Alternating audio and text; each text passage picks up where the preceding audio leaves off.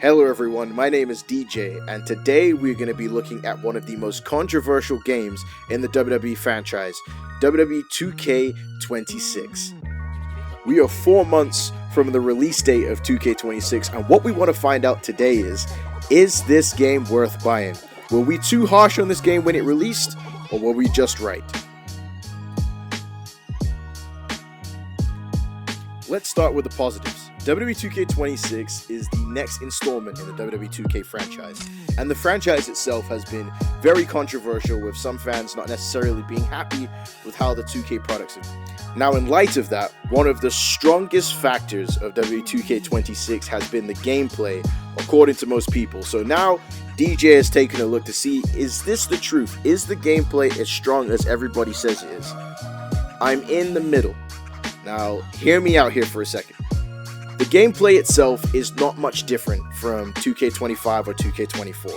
There's definitely been some quality of life improvements in terms of the smoothness of the gameplay. The intro at the beginning of a match is extremely well done, with the approach, the taunt, the rushing your opponent. It adds a new dynamic and makes the game feel very similar to real life. Now, with that said, the actual gameplay itself is still too close to 2K25. Now, you may be asking yourself, how exactly do they change the gameplay every year? What do they do to make the gameplay feel better? I think one of the biggest things that 2K26 or 2K27, that said, needs to really improve on is making every wrestler feel different. You remember when you played SmackDown vs. Raw, or you played Here Comes the Pain, or you played No Mercy? Every wrestler, or at least the top wrestlers, would feel different to everyone else. The matches themselves need creativity. Now, I don't know if this was a perfect solution, but do you remember in 2K19 and 2K18, they had the oh my god moments, where you would have to build up a finisher in order to hit a big moment of the match, whether that was a suplex to the outside of the ring, a spear through the barricade, a dive to the outside of the ring. It made you really have to think in order to do certain moves, in order to plan your matchup, to make your matchup fun and entertaining. Because at the end of the day, I think that this is the biggest issue with the 2K series. Fun. We want to have fun and be creative. And that going forward, I think if they want to succeed with this series, is going to be having to focus on that point. Now, once again, like I said, the gameplay does feel a lot smoother than the other previous games before it. But we have another problem. As I was playing the game, I don't know if this just happened to my system. Now, I'm playing on Steam, on PC, but the game with the rapid pin kick out, or any escape from like a fireman carry or a power bomb position, no matter what I pressed, I could not escape. The game was stuck. So you'll see in the footage, I just lost the match to Dusty Rhodes. So it's small things like that 2K26, the developers, they don't pay attention to. And I think it's a real serious situation, especially with the amount of money that is being forked out for the game. Now, when we talk later in the video about the Ringside Pass, I want to completely talk about the ethics of the game, the moral stance of the game. But as of right now, we're going to move to the creative portion. Create a wrestler, create a championship, those modes. For those of you that don't know, the channel here is specifically for a core wrestling show called the MPWF, the Major Pain Wrestling Federation. It is an E-Fed, a core wrestling fed, you can name it whatever you want. But this is my bread and butter. The creative modes: create a superstar, create an arena, create a championship, create an entrance. So we take a look at the game and we see here, have they improved on these creative modes? Unfortunately, not really. And now part of that is tied to the Ringside Pass. And again, I really want to get to it because, as you can tell from what I've said and as you'll see throughout this video, that is really what is hamstringing this game, is the Ringside Pass.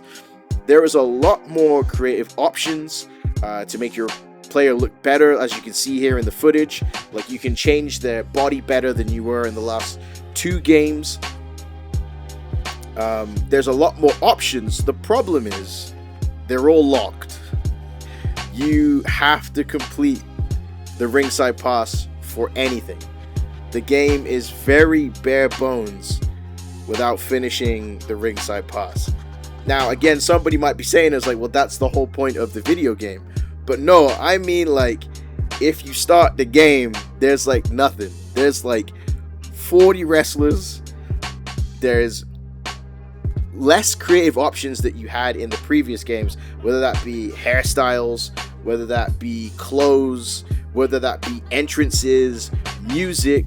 It's a nice addition that they allowed you to use the menu music because the soundtrack is unbelievable. So that's a positive for the game. It's one of the best soundtracks I've heard in quite some time. I could be biased because Linkin Park is my favorite band in the world, but with that said, the soundtrack is better. So the fact that you can use that for entrance music, use that for universe mode is great, but the creative direction for this game is really struggling. And then also the menus for like create an entrance. They changed like title options, for example. I know I'm jumping around points here, but the title options. Before, you used to be able to click, okay, I want a specific champion entrance. They've now put them all together, making it extremely difficult to sort through and find who you want. As well as, again, picking a person in the start menu. Because everything is locked, it is hard to find the wrestlers that you can play as because you're scrolling through an entire locked like a lineup, and all it is there for is to make you feel guilty so that you complete the ringside pass and pay the extra money that you need to do in order to be the completionist that you know that they want you to be, that you want to be. Because the only mode that has this option is the create player mode, where you can toggle off the stuff that you haven't unlocked yet, which is super helpful because it really bloats bloats what you see. So I don't know why they've only implemented that in create a player and not in the other game modes, but hopefully in 2K27, if they are gonna go this route, and I honestly believe that they will go back this route again, is that don't show me all of the locked content. It could, because there's so much locked content, it just jumbles up what I'm viewing, and it just makes you go, oh, I don't want to play this. Now, before I get into create a championship and create an arena, I just want to quickly talk about the other game modes that we really won't be going through this video on. Is universe mode, my rise, the island, and my faction. And then the reasons for that is that I don't play my faction or the island, so I'd be useless reviewing them because I don't play those games. Now for universe mode, that is an entirely separate video that needs to be discussed on itself, as well as my rise. Honestly, I think the two of them need to be their own video where you can talk about those situations. So right now we're going to move into create an arena and create a championship mode. Oh my sweet baby, create a championship mode. Honestly, it's one of my favorite modes in the game. I'm a huge belt mark, a huge championship mark. And I'm going to say this, which is going to surprise some people. This mode has more options. It's slightly better. Slightly better. The problem is, as you can see on the screen, everything is locked. So, in order to enjoy any of this mode, you have to unlock everything through the ringside pass. It is crazy.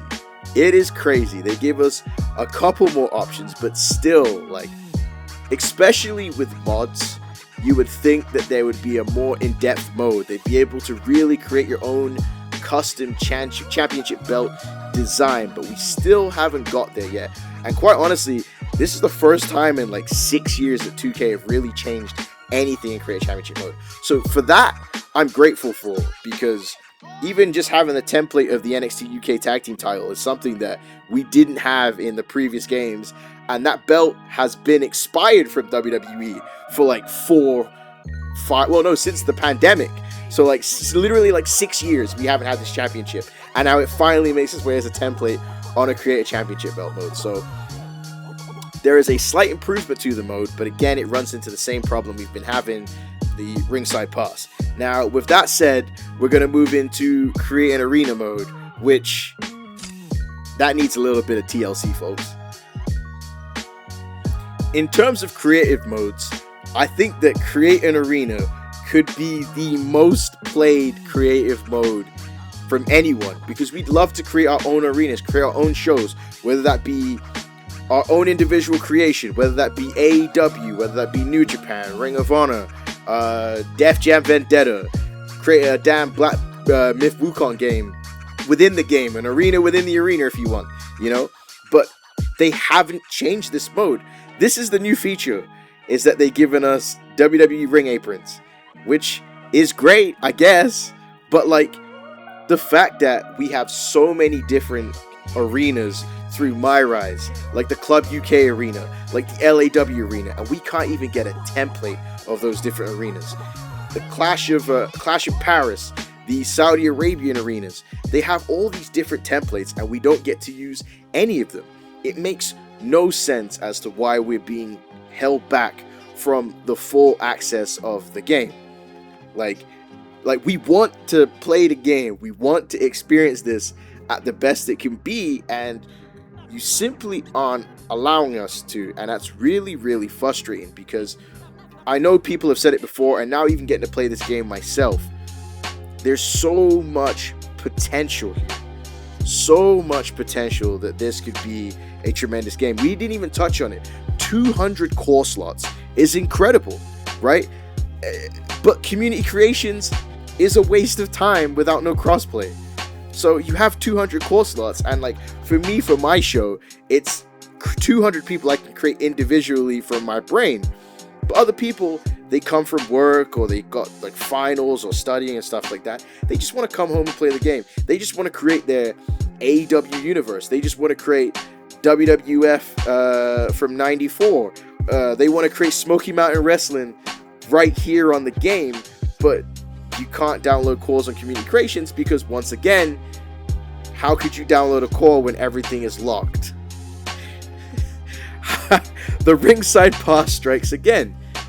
You cannot have fun with this game because everything is locked. And now, with that said, that now brings us to this main portion of this review or discussion 4 months later, the controversial part. Ladies and gentlemen, it's time to talk about the ringside pass.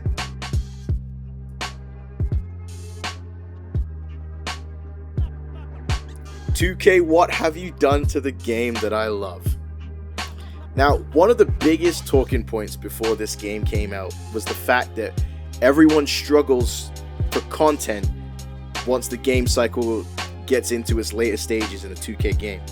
Meaning that by around this time, August, September, October, November, the game's been out, there's not much to do, gameplay features haven't really improved, universe mode isn't strong, and everybody's like, if we could have more content, it would make everything better.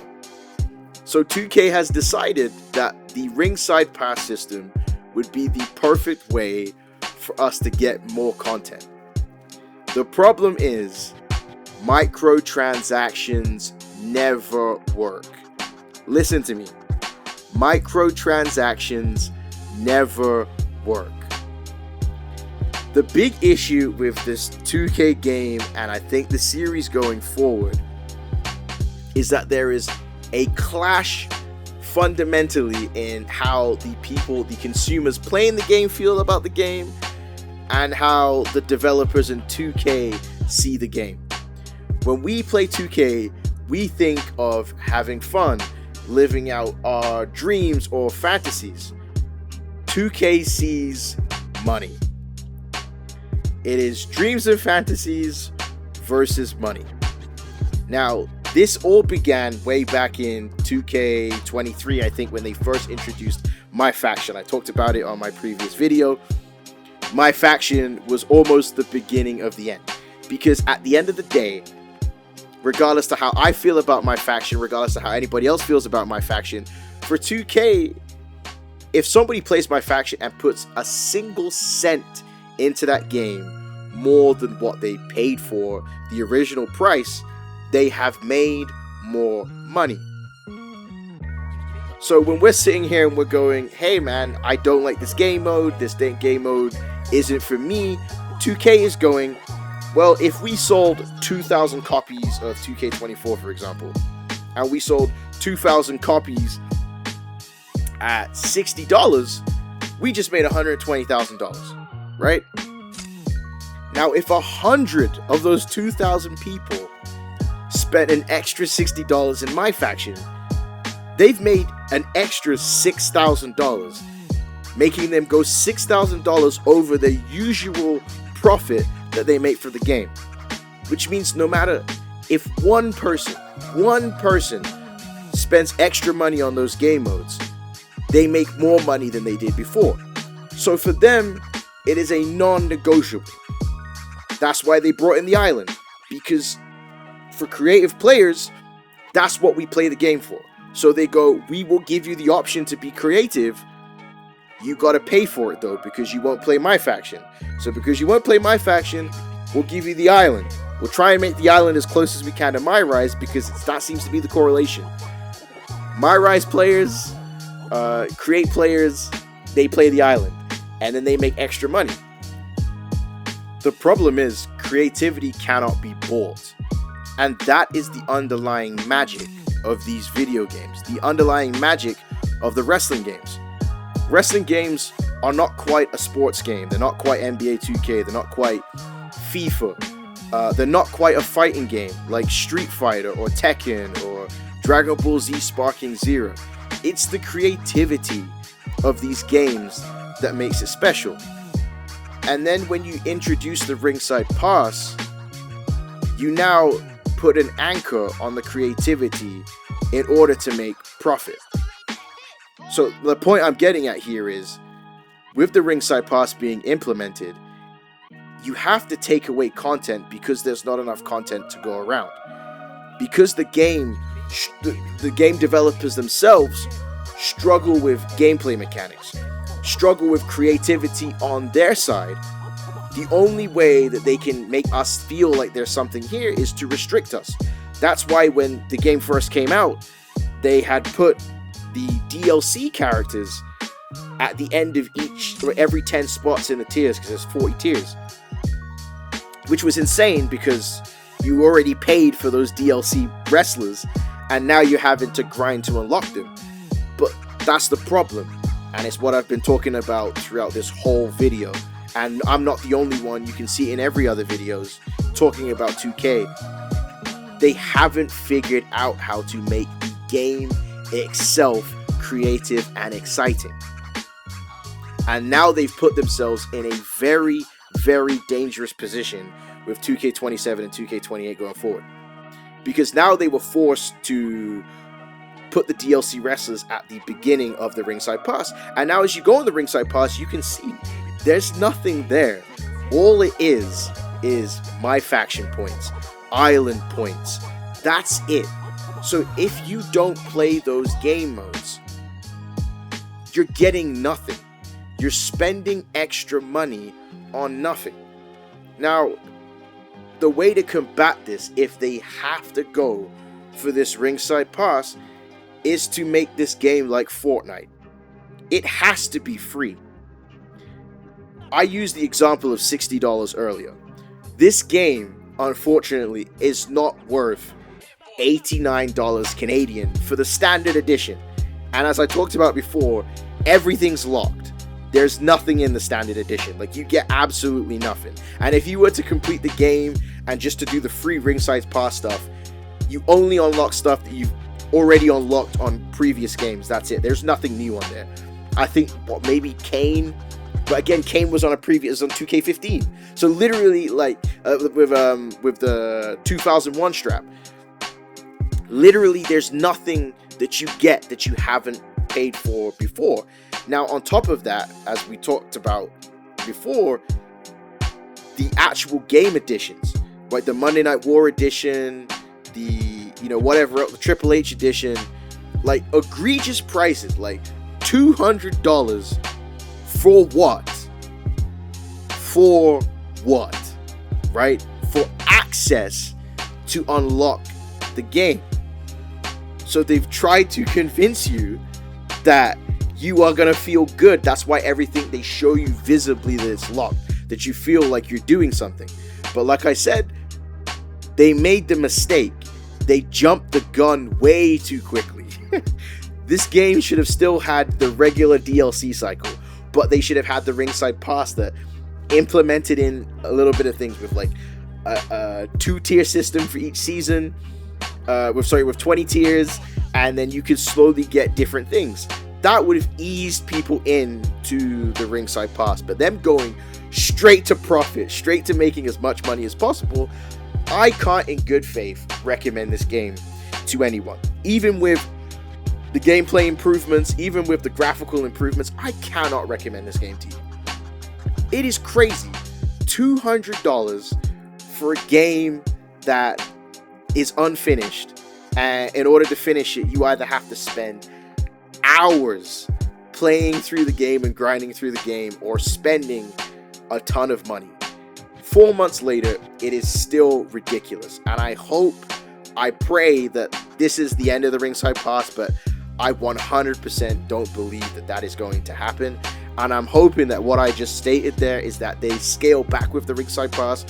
And even if they make 10, 15 tiers, but like it's 10, 15 tiers of stuff that people want. Like, it's crazy. You have the opportunity to give all this content. This is supposed to be an Attitude Era game. And again, everybody wants to know why they went with the Attitude Era. Well, it's all about statistics. The Attitude Era was the most watched era in modern wrestling. So they didn't even bother to try and make this an Attitude Era game. They just said it was the Attitude Era. They said it was the Monday Night War era. And they were right. Everyone went out and pre-ordered this game and bought it thinking that they were going to get like a special game mode from the Monday Night Wars, or a special game mode from, the Attitude Era. It was never going to happen. Right? Like, they had no plans for that. They just wanted you to get excited to spend more money. And 2K has to now figure out, we want them to spend money, but we cannot go out of our way to purposely screw them over. Like, we have to screw them over softly. Like, if you're gonna bend me over, at least sing a song to me first. 2K ain't singing no songs. They just went straight for the bending, they threw the soap to the floor, and they went at it. And it's absolutely ridiculous. So like I said, I cannot in good faith, even 4 months later, even playing this game myself, recommend this to anyone. This is free on Steam till August 3rd. I'm not sure when this video will drop on YouTube, so by the time it comes out, the 3 free days might be done.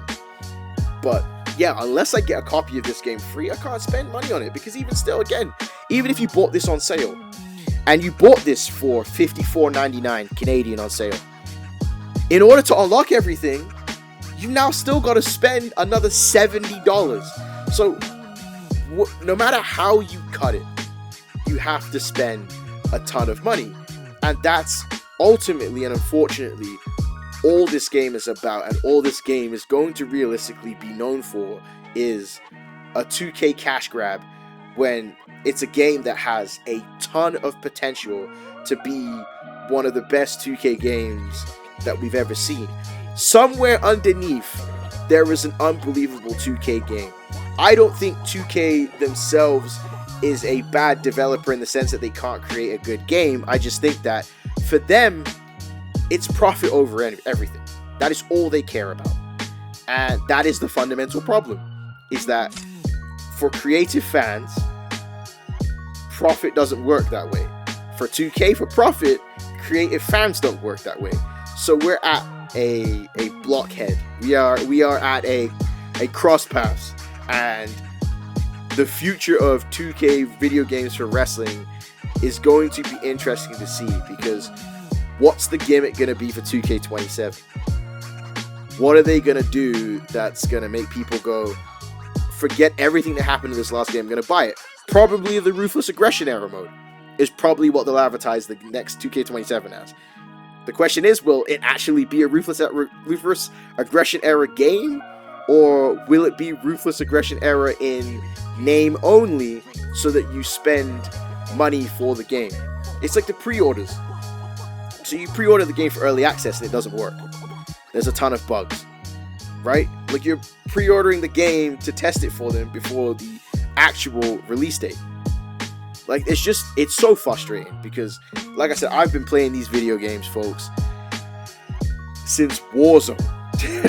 Since WWF Warzone, and I've had every single one, and I've played every single one up until this point, and this is easily even more controversial than 2K20, which that in itself is a controversial statement. 2K20 just didn't work. That is an easy thing. Hey, you guys failed, you got to restart again. 2K20 didn't work. This game works, but has everything locked, and the only way to bypass it is money. And that's the only thing that they have on their mind for this game is money. So again, that's me and my thoughts for 4 months later for WWE2K26. If you're enjoying the game, that's tremendous. I'm happy for you. I'd love it if you guys enjoy the game. For the MPWF fans watching this, like I said, unless I get a free copy of this game, I don't think that we will be switching over to 2K26 because just again, morally and financially, it's irresponsible for people that didn't care about you as the consumer. And in this tough financial times that we're going through worldwide, how could you in good faith give them $200 to play this game? Because that, like, there's no way out of it. Regardless of what you say about it, there's no way to get the full experience of this game without spending $200. Because they would know that if you could just grind, say you could just pay $15 for the season pass and then you had to grind for everything. So many people would just do that, which means they would get less money. So literally, in order to play this game to its fullest extent, you have to spend $200 Canadian dollars, which is like $160, $170 US, which is like 180 pounds in England. So, just morally, I don't agree with this game. So hopefully they can change for 2K27. But again, folks, my name is DJ, and I am happy you guys were able to sit here and watch this video with me. I would appreciate it if you could drop a like on the video, share the video to somebody else. If you agree or disagree, comment in the comment section below. I have no problems discussing with anybody. You could say anything you want about the game. You could insult me. It's the internet, folks. It's not a real place. So again, if you enjoyed the video, drop a like, subscribe to the MPWF. If you want to see a new eFed, we have it right here on our channel. But once again, my name's DJ Johnny Feelgood. Thank you for watching. I'm signing out, and I'll see you guys later.